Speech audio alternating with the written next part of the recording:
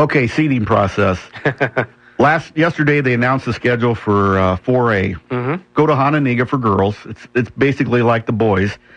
1 seed is Hononegah, who beat Auburn. They split on the year, but they beat them on, I think, Tuesday night.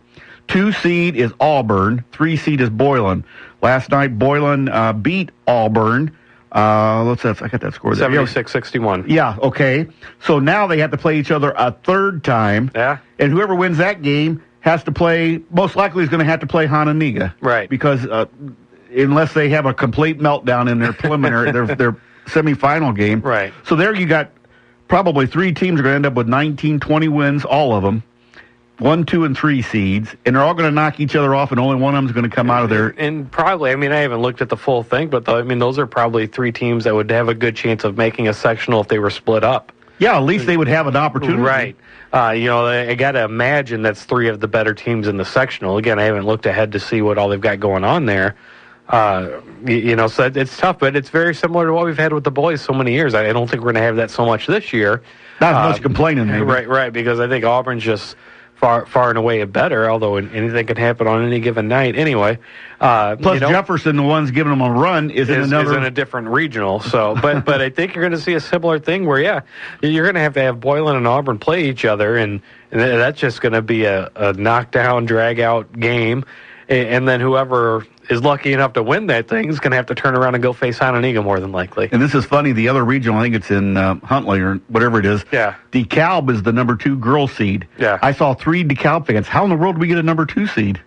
They're barely 500 or something, and you're going, that's because they don't put everybody in the sectional, folks. Yeah, that's what happens. If you're in a pretty bad regional, you can be 500 and get a 2 seed. Yeah, and we'll talk to Jack. We have Jack Gleason on today, who does highschoolbball.com, a really nice site.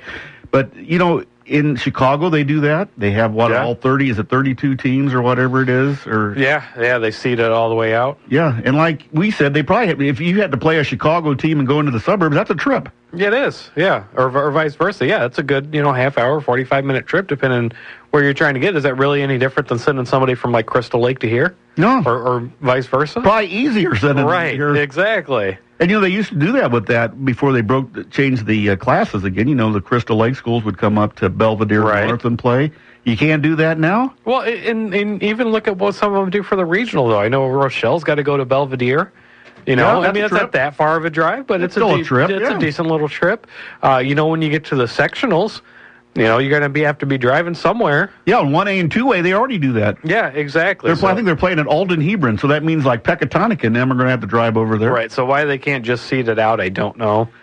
I did a story last year, and I talked to 12 coaches. I got them on audio. I'm going to run that again because it's the same story, and it kind of fills in for all this. Yeah. But none of them are happy with it. No. They always say that they blame it on the principals, and the principals say, well, the coaches haven't told us, and I'm going, if you could change Boylan, we were talking about this on the break, Boylan thought they were going to be 3A this year. Right. Luther thought they were going to be 4A, so they made some scheduling adjustments, and boom, all of a sudden, no, we're not going to do it that way. Right, yeah. So, then why can't you put everybody in the same...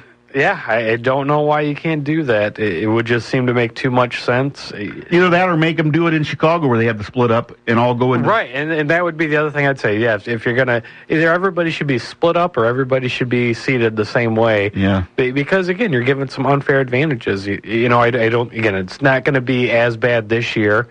But, you look at some of these things in the past where, the winner of a regional from here would be so beat up by the time they get through it. Yeah, and the girls this year for sure it'll be that way. And the girls will be the same way. And then a lot of times what happens is you face somebody in a sectional game that maybe isn't quite as good as what you just saw in the regional, but you're so beat up from the from a few nights before. Emotionally. Exactly. And kind of let down a little bit, and then next thing you know, you lose a game. The state did do us a favor this year in boys.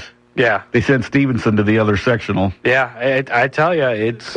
we were both shocked when we saw that one. Yeah. I think Auburn was excited. Not, I don't think that they're afraid of Stevenson, but now if they see him, it's in the state final, and that's where they want to be. So, I think they've got a good chance to make a run. One time, Lee Corso said about his schedule, he says we got Ohio State and Michigan right where we want him when he was coaching at Indiana, and he said off the schedule. Yeah. We are going to take a timeout. We'll have Jack Gleason on next here on the Stateline Sports Hour on News Talk 1440. WROK.